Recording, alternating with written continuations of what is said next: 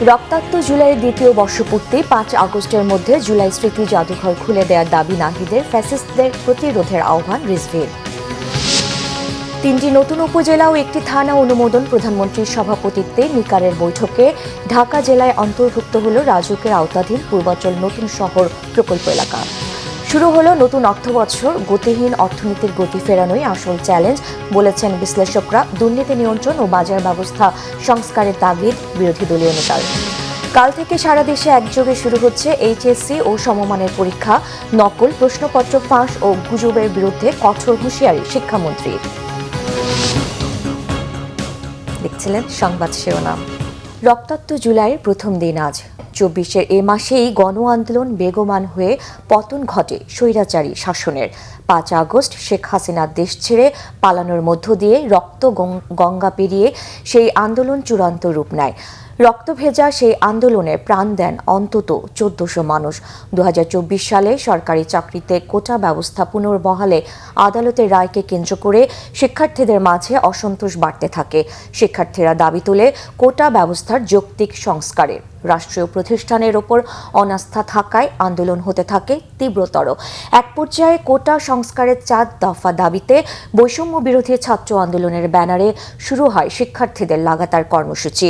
২ থেকে ৬ জুলাই সারা দেশে ছড়িয়ে পড়ে দ্রোহের আগুন। আসে বাংলা ব্লকেডের মতো কর্মসূচি। আন্দোলনের দাবানল ছড়িয়ে পড়ে গোটা দেশে। ১৬ জুলাই পুলিশের গুলিতে শহীদ হন রংপুরের আবু সাইদ সহ ৫ জন। এরপর কমপ্লিট শাটডাউনের সাথে চলে সর্বাত্মক অবরোধ। দেশ বিদেশে বাড়তে থাকে সরকার বিরোধী জনমত। এরপর ৩১ জুলাই সারা দেশে পালন হয় মার্চ ফর জাস্টিস। ২ আগস্ট সারা দেশে চলে গণদোয়া ও মিছিল। ৩ তারিখ কেন্দ্রীয় শহীদ মিনারে লাখো জনতা জমায়েত।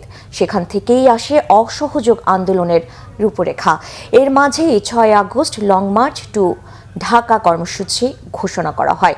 পরিস্থিতি বিবেচনায় একদিন এগিয়ে ৫ আগস্টই কর্মসূচির ঘোষণা আসে। কিন্তু সেই সকালেই প্রাণ বাঁচাতে ছোট বোন রেহানাকে নিয়ে ভারত চলে যান শেখ হাসিনা। জুলাই আন্দোলনের নেতা ও এনসিপির আহ্বায়ক নাহিদ ইসলাম বলেছেন, সরকারকে গণভোটের রায় বাস্তবায়ন, জুলাই গণহত্যার বিচার এবং জুলাই শহীদ পরিবার ও যোদ্ধাদের মূল্যায়ন করে প্রমাণ করতে হবে তারা জুলাই অভ্যুত্থানের পক্ষে ছিল। আন্তর্জাতিক অপরাধ ট্রাইব্যুনালের বিচারের গতি নিয়ে ক্ষোভ প্রকাশ করেন তিনি। জুলাই স্মৃতি জাদুঘর সর্বসাধারণের জন্য খুলে দিতে সরকার গড়িমসি করছে বলেও অভিযোগ করেন বিরোধী দলীয় চিফ হুইপ রুকনুজ্জামানের রিপোর্ট। বুধবার সকালে বৃষ্টি মাথায় নিয়ে রায়েরবাজার বৌদ্ধভূমি কবরস্থানে জুলাই শহীদদের গণকবরে শ্রদ্ধা জানাতে যান এনসিপির আহ্বায়ক নাহিদ ইসলাম সহ কেন্দ্রীয় নেতারা। শ্রদ্ধা জানানো শেষে এনসিপির আহ্বায়ক নাহিদ ইসলাম বলেন, জুলাই চেতনা এখনও বাস্তবায়িত হয়নি। গণভোটের রায় বাস্তবায়ন করে সরকারকে প্রমাণ করতে হবে তারা জুলাই অভ্যুত্থানের পক্ষে ছিলেন। আমরা জুলাই গণ অভ্যুত্থানের পরবর্তী সময়ে বলেছিলাম, জুলাই গণহত্যার বিচার সংস্কারের মাধ্যমে আমরা একটা বৈষম্যহীন গণতান্ত্রিক নতুন বাংলাদেশ করতে চাই। সেই বাংলাদেশ, আমরা আকাঙ্ক্ষিত বাংলাদেশ আমরা এখনো পাইনি। সরকারের প্রতি আহ্বান জানাচ্ছি, শুধু নাম কস্তে জুলাই গণ অভ্যুত্থান পালন করলে হবে না। জুলাই গণ অভ্যুত্থানের যে আকাঙ্ক্ষা, সংস্কার বাস্তবায়ন, গণভোটের রায় বাস্তবায়ন করে সরকারকে প্রমাণ করতে হবে সরকার জুলাই গণ অভ্যুত্থানের পক্ষে আছে, জুলাই গণ অভ্যুত্থানের সাথে আছে। এছাড়া জুলাই গণহত্যার বিচারের গতি নিয়েও ক্ষোভ প্রকাশ করেন নাহিদ ইসলাম। আমরা আশা করব যে সরকার এবং ট্রাইব্যুনাল দ্রুত সময়ের মধ্যেই বিচার নিষ্পন্ন করবে এবং অলরেডি শেখ হাসিনার মামলার রায় হয়ে রয়েছে। আমরা আশা করব যে শেখ হাসিনাকে সহ জুলাই গণহত্যাকারী এবং ওসমান হাদির হত্যাকারী যারা ভারতে পালিয়ে রয়েছে তাদেরকে দেশে এনে বিচারে কাঠগড়ায় দাঁড় করানো হবে এবং শেখ হাসিনার ফাঁসির রায় সেটি কার্যকর করা হবে। জুলাই স্মৃতি জাদুঘর সর্বসাধারণের জন্য খুলে দিতে সরকার গড়িমসি করছে বলেও অভিযোগ করেন বিরোধী দলীয় চিফ হুইপ। জুলাই গণ অভ্যুত্থান জাতীয় জাদুঘর যেটা, সেই জাদুঘর খুলে দেওয়া হচ্ছে না। ৫ই আগস্টের মধ্যে জুলাই জাতীয় জাদুঘর খুলে দিতে হবে, না হলে জনগণ নিজেরাই সেই জাদুঘর কিন্তু খুলে নেবে এবং নিজেরাই সেই জাদুঘরে যাওয়ার ব্যবস্থা করবে। রুকনুজ্জামান, বাংলা ভিশন, ঢাকা। জুলাই গণ অভ্যুত্থানে আওয়ামী দুঃশাসনের বিরুদ্ধে ১৭ বছরে ধারাবাহিক আন্দোলনের সর্বোচ্চ বহিঃপ্রকাশ ঘটেছে বললেন বিএনপির সিনিয়র যুগ্ম মহাসচিব রুহুল কবির রিজভী। জুলাই গণ অভ্যুত্থানে শহীদদের স্মরণে রাত 12টা 1 মিনিটে কেন্দ্রীয় শহীদ মিনারে জাতীয়তাবাদী ছাত্রদল আয়োজিত মোমবাতি প্রজ্বলন অনুষ্ঠানে একথা বলেন তিনি। রিজভী বলেন, জুলাইয়ের শহীদদের স্মৃতি দেশের মানুষকে সবসময় অন্যায়ের বিরুদ্ধে এগিয়ে যাওয়ার প্রেরণা যোগাবে। তিনি আরও বলেন, এই আলোর প্রজ্বলন শুধু একদিনের জন্য নয়, প্রতিদিন সব কটা জানালা খুলে রাখতে হবে যেন কোনো অগণতান্ত্রিক স্বৈরাচারী শক্তির আর কখনো আগমন ঘটতে না পারে। আলোয় আলোয় স্মৃতি সমুজ্জ্বল শীর্ষক এই মোমবাতি প্রজ্বলন অনুষ্ঠানে জুলাই আন্দোলনে শহীদদের স্মৃতির প্রতি সম্মান জানিয়ে 1 মিনিট নীরবতা পালন করা হয়। ফ্যাসিস্ট পরাজিত হয়েছে বটে, কিন্তু তার ভগ্নাংশ, তার অবশিষ্টাংশ এখনো কিন্তু রয়েছে নানা জায়গায়। তারা দেশের টাকা চুরি করেছে, তারা পদ্মা সেতুর টাকা চুরি করেছে, তারা মেট্রো রেলের টাকা চুরি করেছে, তারা ফ্লাইওভারের টাকা চুরি করেছে। ওই টাকা তো সব শেষ হয়ে যায়নি, এখনো আছে। ওরা গ্রামগঞ্জ তৃণমূল থেকে আদার বাদার প্রত্যেকটি জায়গায় সন্ত্রাস আর রক্তের হোলি খেলা খেলতে পারে, তার বিভিন্ন আলামত আমরা বিভিন্ন সবাই দেখতে পাচ্ছি। তাই জাগ্রত তরুণ সমাজ, ছাত্র সমাজ, তারা কোনোদিন ঘুমায় না, ইতিহাস সেটি বলে না, তারা জাগিয়ে থাকে। তাদেরকে আরো লড়াই, আরো সংগ্রাম, আরো উদ্দীপ্ত পথ চলা মিছিলের জন্য তাদের প্রস্তুত থাকতে হবে। 3টি নতুন উপজেলা ও 1টি থানা অনুমোদন দিয়েছে প্রশাসনিক পুনর্বিন্যাস সংক্রান্ত জাতীয় বাস্তবায়ন কমিটি নিকার। উপজেলা 3টি হচ্ছে চট্টগ্রামের ফটিকছড়ি উত্তর, কুমিল্লা বাংরা ও ময়মনসিংহের দক্ষিণ গফরগাঁও। একটি নতুন থানা হচ্ছে চট্টগ্রামের হালদা। সকালে সচিবালয় মন্ত্রী পরিষদ বিভাগের সভাকক্ষে প্রধানমন্ত্রী তারেক রহমানের সভাপতিত্বে নিকার 121তম বৈঠকে এই অনুমোদন দেওয়া হয়। এছাড়া রাজধানী উন্নয়ন কর্তৃপক্ষের আওতাধীন পূর্বাঞ্চল নতুন শহর প্রকল্প এলাকার নারায়ণগঞ্জ ও গাজীপুর জেলা প্রকল্পের অংশগুলো ঢাকা জেলার অন্তর্ভুক্ত করার সিদ্ধান্ত হয়েছে। নিকার প্রস্তাব অনুযায়ী চট্টগ্রাম জেলা ফটিকছড়ি উপজেলা 6টি ইউনিয়ন নিয়ে ফটিকছড়ি উত্তর উপজেলা, কুমিল্লা জেলার মুরাদনগর উপজেলাকে ভাগ করে বাংরা এবং ময়মনসিংহ জেলার গফরগাঁও উপজেলার 8টি ইউনিয়ন নিয়ে দক্ষিণ গফরগাঁও উপজেলা এবং চট্টগ্রামের হাটহাজারী থানাকে বিভক্ত করে গঠন করা হয়েছে হালদা থানা। এছাড়াও রাজুকের আওতাধীন পূর্বাঞ্চল নতুন শহর প্রকল্প এলাকার নারায়ণগঞ্জ ও গাজীপুর জেলা প্রকল্পের অংশগুলো ঢাকা জেলায় অন্তর্ভুক্ত করার সিদ্ধান্ত হয়। জিয়াউর রহমান ফাউন্ডেশনের ভাইস প্রেসিডেন্ট প্রধানমন্ত্রী তারেক রহমানের সহধর্মিণী ডাক্তার জুবাইদা রহমান বলেছেন, গত 17 বছরের অবহেলায় বাংলাদেশের ক্রিটিক্যাল কেয়ার সেবা বা নিবিড় পরিচর্যার অবস্থা বিপর্যস্ত। 64 জেলার মধ্যে 38 জেলায় হাসপাতালে নিবিড় পরিচর্যা সেবা নেই। জেলা সদর হাসপাতালে ক্রিটিক্যাল কেয়ার ব্যবস্থা চালু করা গেলে মৃত্যু হার কমবে বলেও প্রত্যাশা করেছেন তিনি। রাজধানীতে অনুষ্ঠিত সেমিনারে এই সময় সরকারের 2 মন্ত্রী সারা দেশে চিকিৎসকদের যথাযথভাবে দায়িত্ব পালনের তাগিদ দিয়েছেন। বিস্তারিত সৈকত সাদিকের প্রতিবেদনে। রাজধানীর একটি হোটেলে জাতীয় কনফারেন্সের আয়োজন করে Bangladesh society of critical care medicine BSCCM। সেমিনারে অংশ নিয়ে সরকারের 2 মন্ত্রী বলেন, বিএনপি সরকার জনকল্যাণ নিশ্চিত করতে বাজেটে স্বাস্থ্য খাতে বিশেষ গুরুত্ব দিয়েছে। 180 মিলিয়ন মানুষ আগামী 25 বছর পরে বাংলাদেশের স্বাস্থ্যকে কিভাবে দেখতে চান ওই চিন্তা করেন এবং সেটার জন্য প্রস্তুতি নেন। স্বাস্থ্য খাতের উপর 169,000 কোটি টাকা বরাদ্দ করেছেন। যত টাকাই বরাদ্দ করুক না কেন, যতক্ষণ না পর্যন্ত আপনারা ডাক্তাররা আপনাদের এথিক্সটাকে আল্লাহর পরে রোগীর কাছে আপনাদের সুন্দর ব্যবহারকে আপনারা সঠিকভাবে দায়িত্ব পালনে নিহিত না করবেন, ততক্ষণ পর্যন্ত হাজার হাজার লক্ষ কোটি টাকা খরচ করেও আমাদের এই বিশাল জনগোষ্ঠীর কোনো উপকারে আমরা আসতে পারবো না। প্রধান অতিথির বক্তব্যে জিয়াউর রহমান ফাউন্ডেশনের vice president doctor Zubaida Rahman বলেন, বিগত বছরের অবহেলায় বাংলাদেশের ক্রিটিক্যাল কেয়ারের অবস্থা বিপর্যস্ত। 64 জেলার মধ্যে 38 জেলায় ক্রিটিক্যাল কেয়ার সেবা বা নিবিড় পরিচর্যা কেন্দ্র নেই। বিগত বছরের অবহেলায় বাংলাদেশি ক্রিটিক্যাল কেয়ার ফ্যাসিলিটির এক ভয়াবহ চিত্র। প্রতি 1 লক্ষ দেশবাসীর জন্য ক্রিটিক্যাল কেয়ার বেডের সংখ্যা 1.7। 64 জেলার মধ্যে 38টি জেলায় স্থানীয় হাসপাতালে কোনো ক্রিটিক্যাল কেয়ার বা নিবিড় পরিচর্যা কেন্দ্র নেই। তিনি আরও বলেন, সংকল্প বা সুষ্ঠু পরিকল্পনা গ্রহণ করলে দেশের ক্রিটিক্যাল কেয়ার ইউনিটের উন্নতি করা সম্ভব। প্রত্যন্ত গ্রামাঞ্চলে ক্রিটিক্যাল কেয়ার প্রদান করতে না পারলেও অন্তত প্রপারলি ইকুইপড অ্যাম্বুলেন্স দ্বারা রোগীদের সদর হাসপাতালে আনা যায়। সদর হাসপাতালগুলিতে ক্রিটিক্যাল কেয়ার ইউনিট নিশ্চিত করা হলে নিশ্চয়ই পরিস্থিতির উন্নতি সম্ভব। সেমিনারে অন্যান্য বক্তারা বলেন, স্বাস্থ্যসেবা নিশ্চিত করতে সমন্বিত প্রচেষ্টার কোনো বিকল্প নেই। সৈকুল সাদিক, বাংলা ভিশন, ঢাকা। আজ থেকে শুরু হলো নতুন অর্থবছর। 2026-27 অর্থ বছরের বাজেটে সামাজিক নিরাপত্তা খাতের আওতা ও বরাদ্দ বৃদ্ধির সাথে রয়েছে অর্থনীতি পুনরুদ্ধারের চেষ্টা। বিশ্লেষকরা বলছেন, আসল চ্যালেঞ্জ গতিহীন অর্থনীতির গতি ফেরানোই। এটি কেবল করতে পারলে রাজস্ব আদায়ের লক্ষ্য পূরণ হবে, মিলবে বাজেট বাস্তবায়নে প্রয়োজনীয় বরাদ্দ। রিপোর্ট গোলাম মইনুল আহসানের। এবার বিএনপি সরকারকে এমন একটা সময় বাজেট দিতে হয়েছে যখন দেশে অর্থনীতি ভিত্তি খুবই দুর্বল, কাঙ্ক্ষিত বিনিয়োগ নেই দেশে, আর বেশিরভাগ ব্যাংক আমানতকারীদের টাকা পর্যন্ত ফেরত দিতে পারছে না। এরপরও বিপুল প্রত্যাশা ও অর্থনীতি পুনরুদ্ধারের মিশনকে সামনে নিয়ে 9,38,000 কোটি টাকা বাজেট বাস্তবায়নে নেমেছে সরকার।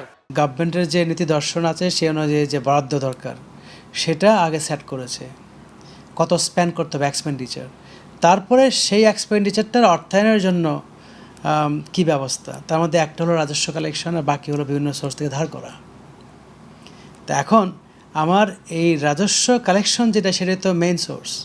তা রাজস্ব কালেকশন তো নির্ভর করছে আমার অর্থনীতির প্রবৃদ্ধি কোন জায়গায় থাকবে। নতুন এনবিআর চেয়ারম্যান মহোদয়কে অবশ্যই ডিজিটালাইজেশন, কর ফাঁকি, কর এড়িয়ে যাওয়া বা কর জালের বাইরে যারা রয়েছে তাদেরকে কিভাবে এর মধ্যে অঙ্গীভূত করা যায়, বাজেটে ঘোষিত যে সমস্ত উদ্যোগের মাধ্যমে কর আদায় করতে চান সেই উদ্যোগগুলো সুনির্দিষ্টভাবে লক্ষ্যভিত্তিক, মাসভিত্তিক এবং অঞ্চলভিত্তিকভাবে টার্গেট সেট করে আগাতে হবে। বাজেট বাস্তবায়ন পুরোটাই নির্ভর করছে কতটা রাজস্ব আদায় সম্ভব হবে বা অর্থের সংস্থান নিশ্চিত করা যাবে।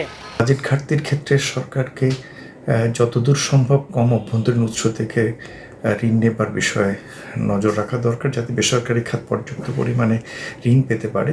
পাশাপাশি বিদেশ থেকেও ফান্ড ফ্লো করা দরকার ব্যাংকিং চ্যানেলে, ফাইন্যান্সিয়াল সেক্টরে, যাতে করে বেসরকারি খাত স্বল্প সুদে আরও বেশি ঋণ পেতে পারে, যাতে তারা বিনিয়োগ করতে পারে। ইমিডিয়েটলি অনেক বেশি রাজস্ব কালেক্ট করতে হয়, সেখানে কিন্তু সেটা নির্ভর করবে যে অর্থনীতি কীভাবে আগাচ্ছে।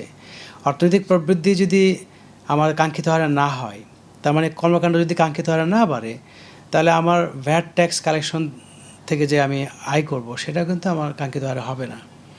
ফলে একটা চ্যালেঞ্জ কিন্তু থাকছে যে একটা মানে গতি হারানো অর্থনীতি, সেই অর্থনৈতিক ক্ষেত্রে অর্থনৈতিক কর্মকাণ্ড যখন অনেক বেশি আপনার গতিপ্রাপ্ত না, সেখানে কিন্তু ট্যাক্স কালেকশনটা একটা বিরাট চ্যালেঞ্জের জায়গায় থাকবে। ব্যাংক খাত ঠিক করা না গেলে বাজেট বাস্তবায়ন করা খুব কঠিন হবে বলেই মনে করেন বিশ্লেষকরা। এই লেটেস্ট যে ফিগার আছে। গোলাম মইনুল আহসান, বাংলা ভিশন, ঢাকা। বর্তমান বাজার পরিস্থিতি বিবেচনায় পাশ হওয়া 2026-27 অর্থ বছরের বাজেট সর্বকালের সর্ববৃহৎ নয় বলে উল্লেখ করেছেন বিরোধী দলীয় নেতা ডাক্তার শফিকুর রহমান। বাজেট বাস্তবায়নের সক্ষমতা, দুর্নীতি নিয়ন্ত্রণ এবং বাজার ব্যবস্থার সংস্কারের উপর গুরুত্ব আরোপ করেন তিনি। জানান, ছায়া মন্ত্রিসভা গঠনের কাজ চলছে।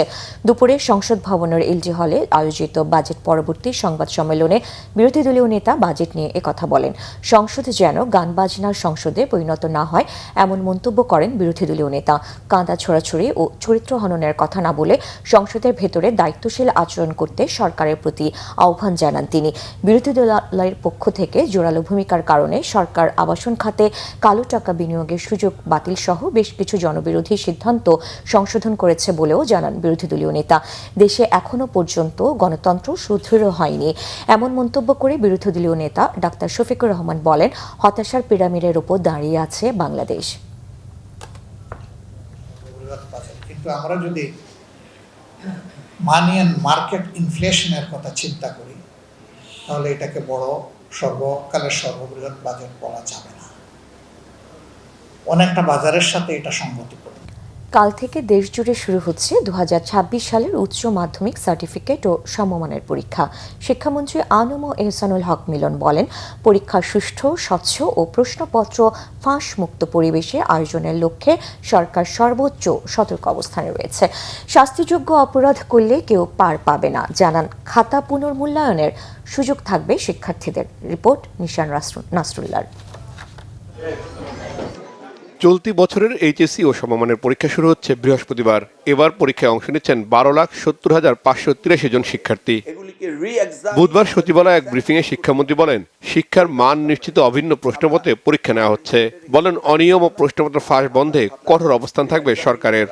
বিভ্রান্তকর নিউজ যদি কেউ ছড়ায়, সাথে সাথে তাদেরকে আইনের কাছে সোপর্দ করতে হবে এবং সেটাকে বিচার বিশ্লেষণ করে আইনগত ব্যবস্থা নেওয়া হবে এবং কঠিনভাবে নেওয়া হবে, যেন সোশ্যাল মিডিয়াকে মিসইউজ করে পরীক্ষাকে যেন আর বিভ্রান্ত না করতে পারে। ভুল প্রশ্ন যদি কেউ দেয়, কর্তৃপক্ষ দায়ী হবে এবং সেই জন্যই 1980 অ্যাক্টটাকে আমরা পরিবর্তন করেছি। কোথাও মানে শাস্তিযোগ্য অপরাধ করে পার পেয়ে যাবে, এটা এবার হবে না। প্রশ্নপত্র যেখান থেকে লিখে হোক না কেন, তারাই শাস্তিযোগ্য অপরাধের দণ্ডিত হবেন। এবার আমরা আইনকে খুব কড়াকড়ি করছি যেন এইটা না হয়। শিক্ষামন্ত্রী বলেন, দুর্যোগপূর্ণ এলাকার ক্ষেত্রে স্থানীয় প্রশাসন পরিস্থিতি বিবেচনা করে সিদ্ধান্ত নেবে। জানান, শিক্ষার্থী ঝরে পড়ার কারণ উদ্ঘাটনে সরকার কাজ করছে। পুলিশ প্রশাসনকে অনুরোধ করেছি, তারা যে নিরাপত্তার জন্য যারা থাকছেন তাদের কাছে বডি ক্যামেরা থাকবেন এবং আইন শৃঙ্খলা পরিস্থিতির জন্য নিয়ন্ত্রণ থাকে। এবার আমরা পরীক্ষার খাতা নিরীক্ষণ করা মানে পুনর্এক্সামিন করার ব্যবস্থা আমরা এই আইনের মধ্যে রেখেছি। এমনকি এক্সামিনাররা সঠিকভাবে খাতা দেখছেন কিনা সেটাও আমরা এবার স্যাম্পলিং করে বোর্ডগুলিতে খাতা নিয়ে আমরা দেখব। হঠাৎ করে শিক্ষার্থীরা ড্রপ করে কেন, এই দুর্বলতাগুলো আমরা ফাইন্ড আউট করছি এবং সেই ফাইন্ডিংস থেকে আমরা আগামী দিনে অ্যাড্রেস করব। ইনশাআল্লাহ এই ধরনের ঘটনা ঘটবে না। ব্রিফিংয়ে জানানো হয়, 2028 সাল থেকে নতুন কারিকুলাম বাস্তবায়ন একটি কমিটি কাজ করছে। এছাড়া কোচিং সেন্টার বানাতে সরকারের অনুমতি নিতে হবে বলেও মন্তব্য করেন শিক্ষামন্ত্রী এহসানুল হক মিলন। রিশান নাসরুল্লাহ, বাংলা ভিশন, ঢাকা। দেশের নিরাপত্তায় সাইবার সিকিউরিটি গুরুত্বপূর্ণ বলেছেন তথ্য ও সম্প্রচার মন্ত্রী জহিরুদ্দিন স্বপন। সকালে বাংলাদেশ আনসার ও গ্রাম প্রতিরক্ষা বাহিনীর মিডিয়া সেলের ফেসবুক পেজ প্রান্তিক কণ্ঠস্বরের উদ্বোধনী অনুষ্ঠানে তিনি কথা বলেন।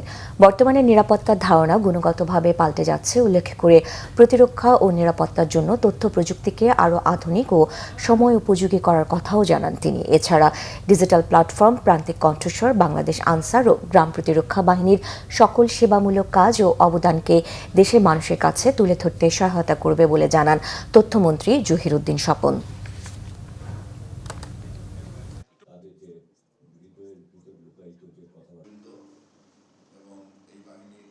এখনকার যুগে যে কোনো বড় ব্যবসা প্রতিষ্ঠান তার সিন্দুককে পাহারা দেওয়ার চাইতে তার কম্পিউটারকে হ্যাকার মুক্ত করাটা অনেক বেশি জরুরি।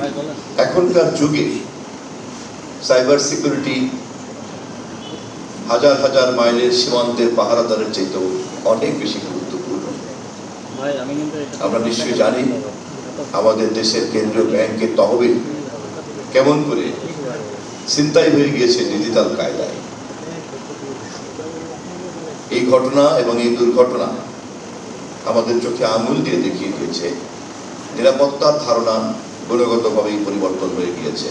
চীনের পক্ষ থেকে আসা 2+2 বা দুই দেশের পররাষ্ট্র ও প্রতিরক্ষা মন্ত্রণালয়ের মধ্যে সংলাপ এবং অর্থনৈতিক করিডোরের মতো প্রস্তাবগুলো সরকার পরীক্ষা নিরীক্ষা ও বিবেচনা করে দেখবে বলে জানিয়েছেন পররাষ্ট্র প্রতিমন্ত্রী শামা ওয়ায়েদ। প্রতিমন্ত্রী বলেন, বাংলাদেশের মানুষের উপকার হলে এ ধরনের যৌথ সহযোগিতায় যাবে বাংলাদেশ। বুধবার পররাষ্ট্র মন্ত্রণালয়ে সাম্প্রতিক বিভিন্ন ইস্যুতে গণমাধ্যম কর্মীদের প্রশ্নের উত্তর দেন পররাষ্ট্র প্রতিমন্ত্রী শামা ওবায়দ ইসলাম। তিনি বলেন, প্রধানমন্ত্রীর চীন সফর দুই দেশের সম্পর্ককে আরও উন্নততর জায়গায় নিয়ে গেছে।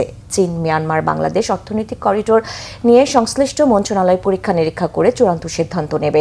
এছাড়া তিস্তা প্রকল্প এবং নদী ব্যবস্থাপনায় ফিজিবিলিটি টেস্ট বা সম্ভাব্যতা যাচাইয়ে কারিগরি সহায়তা দিতে চীন রাজি হয়েছে বলেও জানান পররাষ্ট্র প্রতিমন্ত্রী।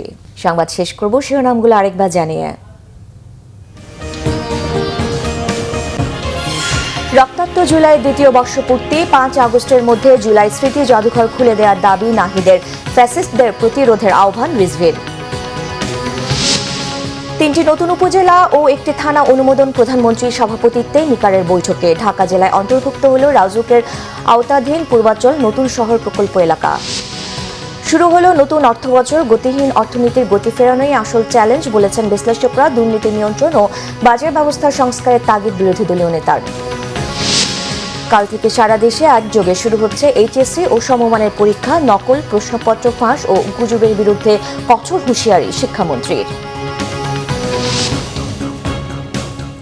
এই ছিল এখনকার মতো। পরের সংবাদ রাত 10:30। এর আগে 9টায় রয়েছে নিউজ 20। দেখার আমন্ত্রণ রইল। এছাড়া বাংলা ভিশন সংবাদ ও সংবাদ সংশ্লিষ্ট অনুষ্ঠান দেখতে ভিজিট করুন www.tvnews24.com ও facebook.com/banglavisionnews এবং সাবস্ক্রাইব করুন youtube.com/banglavisionnews। ধন্যবাদ।